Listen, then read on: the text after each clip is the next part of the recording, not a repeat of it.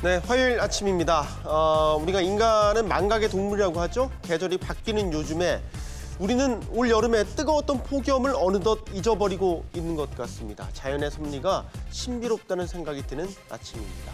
손 속에 손안의 신문 시작하겠습니다. 일면부터 보실까요? 오늘 짤면들은요, 굵직한 이슈가 따로 없습니다. 다양한 소식들로 각자의 색깔을 내면서 일면들을 채우고 있습니다. 조선일보를 보니까요, 경제 파탄을 맞은 아르헨티나 기획 기사를 일면에 실었고요. 인도네시아 대통령의 방안에 맞춰서 아세안 국가들과의 전략적 파트너십의 중요성을 일깨우는 매일경제 기사도 눈에 띄고요. 곧 발표될 부동산 대책, 공급 계획에 대한 전망 기사를 한국경제는 또 전하고 있군요. 신문 한번 펼쳐보도록 하겠습니다. 자, 먼저 부동산 관련 기사부터 보시죠. 한국경제신문으로 가보겠습니다. 이번 부동산 대책에 포함될 신규 주택 공급 계획과 관련한 기사를 실었습니다. 2기 신도시 실패를 교훈 삼아야 한다는 내용이 전체 제목입니다. 2기 신도시 하면 파주, 김포, 검단 이런 곳 등을 꼽을 수 있죠. 그런데 1기 신도시인 분당과 일산과 비교했을 때 활성화되지 못했죠. 사실상의 실패한 정책이다라고 평가가 됩니다. 이유가 무엇일까 따져보니까요, 바로 서울과의 접근성이 떨어진다라는 분석을 내놓고 있습니다. 따라서 이번에 발표될 택지개발 계획도 여기 보시는 것처럼 이 부분입니다. 서울과의 접근성이 제1조건이 되어야 한다는 전문가들의 견해를 지금 전하고 있는데요. 지금 후보지들 나오고 있죠. 보시면 서울과 인접해 있는 곳도 있지만 저 뒤에 서울과 50km 이상, 60km 이상 떨어진 후보지도 현재 거론이 되고 있습니다. 자, 아직 결정된 건 아니지만 서울과의 접근성을 고려해야 한다는 전문가들의 조언을 귀담아 들을 필요가 있을 것 같습니다. 다음은 조선일보로 가보도록 하겠습니다. 조선일보는 최근 집값 광풍을 또 전하고 있군요. 기사 제목이 아주 재밌습니다. 함께 보시죠. 네, 이겁니다. 자고 나면 1억 더, 이게 정상입니까? 자고 나면 억소리 나게 오르는 집값을 정상이 아니라고 콕 찍어서 얘기를 하고 있군요. 서울 집값이 역대 최장 49개월 연속 올랐는데 10년 전에 침체 직전과 닮았다라는 진단을 내놓고 있습니다. 10년 전 돌이켜보니까 지금이 2018년이니까요. 2008년이군요. 그러면 이명박 정부 시절, 글로벌 금융위기가 닥쳐왔던 그 시절과 닮았다라고 진단을 하고 있군요. 자, 그런데 지금 현장은 어떻습니까? 호가는 이렇게 자고 나면 1억 더라고 얘기를 할 정도로 호가는 계속 오르고 있는 반면에 실제 거래되고 있는 거래량은 급감하고 있습니다. 이런 비정상적인 현상들이 나타나고 있어서 결국 침체 국면에 빠질 가능성이 높다는 전문가들의 의견을 싣고 있는데요. 마치 올해 초에 일어났던 비트코인 광풍처럼 거품 우려를 제기하고 있는데 이걸 한번 보시죠. 역대 최장기간 연속 상승 중인 서울 주택 가격을 10년 전과 지금까지 그래프 추이로 나타낸 겁니다. 자, 이 처음 시작되는 이 올라가고 있는 이 부분이 바로 2008년의 모습이고 그 뒤를 보실까요? 뚝 떨어지죠. 그리고 지금의 최근의 모습 다시 쭉 올라가고 있죠. 2008년과 2018년 뭔가 데자뷰처럼 반복되고 있는 이런 패턴을 보이고 있습니다. 다음 기사로 가보겠습니다. 매일경제로 가보도록 하겠습니다. 메르스 사태를 전하고 있는데요.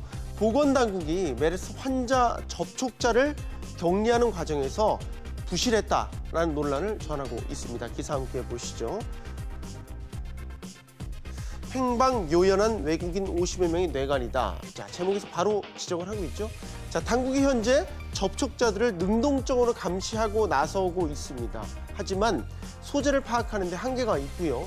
자택 격리가 잘 안 되고 있기 때문에 전파 가능성 여전히 있다라고 전하고 있습니다. 그리고 확진자가 병원으로 이동할 때 타고 갔던 택시가 있는데 애초에는 그 택시 운전기사가 이 손님 이후에 손님을 받지 않았다라고 전했었는데 이후에도 23건의 결제가 확인이 됐습니다. 카드 결제가 말이죠. 그러니까 접촉자가 더 늘어나는 것으로 파악이 된 것이죠.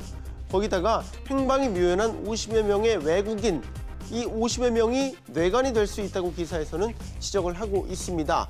추가 확진 때 만약 확진자가 나온다면 메르스 사태 3년 전의 악몽이 되살아나는 것 아니냐, 이런 우려가 퍼지고 있습니다. 다음은 조선일보로 가보도록 하겠습니다. 조선일보는요, 경제 파국을 맞은 아르헨티나를 집중 조명하는 기획 기사를 싣고 있습니다. 함께 보시죠.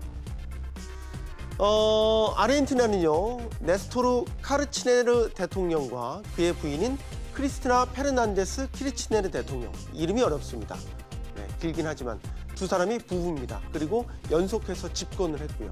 남편이 먼저 집권했고 그 뒤를 이어서 부인이 집권을 했습니다.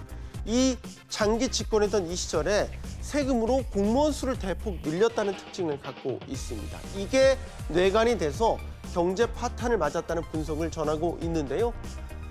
공무원 수가 워낙 빠르게 늘다 보니까 이 제대로 관리가 되지 않아서요. 일을 하지 않는데 월급만 타가는 이른바 유령 직원이 21만 명에 이르는 실태를 전하고 있습니다. 자, 오늘의 우리에게도 시사하는 바가 적지 않은 것 같죠? 해외 소식 하나 더 전하도록 하겠습니다. 다음은 동아일보가 되겠는데요. 스웨덴 총선에서요, 극우 정당이 또 득세를 했습니다. 시사하는 바 많습니다. 함께 보시죠. 자, 스웨덴 민주당이라는 곳입니다. 이곳이 극우 정당인데요. 창당 30년 만에 최고 득표율을 기록하면서 지금 스웨덴 안에서 돌풍을 일으키고 있다는 소식 전하고 있습니다. 지난해부터 유럽에서는요, 선거 때마다 기존 정당들이 아성이 무너지고요, 극단주의 정당들, 좌가 됐던 우가 됐던요, 이 극단주의 정당들이 부상하는 흐름을 나타내고 있는데 스웨덴에서도 이런 흐름이 꼭 똑같이 이어졌습니다. 스웨덴 민주당 어떤 기치를 내걸고 있느냐, 반난민, 반유럽연합 기치를 내걸면서 이렇게 이번에 득표를 하게 됐습니다. 자, 마지막 기사 살펴보시죠. 또 동아일보로 가보도록 하겠습니다. 같은 신문을 두 번 연속해서 보기 싫은데 기사가 참 새로워서 한번 실어봤습니다. 일면에 이 소식을 싣고 있는데요. 소리 마법 기전엔 윈윈윈윈 협업이라는 기사의 제목입니다. 함께 보시죠. 네, 바로 이 기사입니다. 현대자동차가요, 세계 처음으로 개발한 독립음장 기술이라는 것을 여기에서 설명을 하고 있는데요. 이 기술이 뭐냐? 소리를 서로 충돌시켜서요, 상쇄를 하거나 반대로 증폭시키는 원리입니다. 이 시스템을 개발하는 데 있어서 대기업인 현대자동차가 주도를 했고요. 여기에 카이스트가 나섰습니다. 그리고 중소기업도 나섰고요. 마지막으로 스타트업 기업까지 이 4개 축이 4년 동안 협업을 해내서 연구 개발 끝에 세계 최초의 이 기술이 탄생을 했다고 하는군요. 박수를 보낼 만한 일입니다. 누가 하라고 등 떠민 것도 아니고요. 이렇게 필요에 의해서 서로 손을 잡고 아름다운 결과물을 만들어냈습니다. 누가 억지로 하라고 손 잡아주는 것보다 훨씬 더 자연스럽고 아름답죠? 자, 보시는 것처럼 시장이 필요하면 다 알아서 합니다. 손 속에 손 안의 신문 마치겠습니다.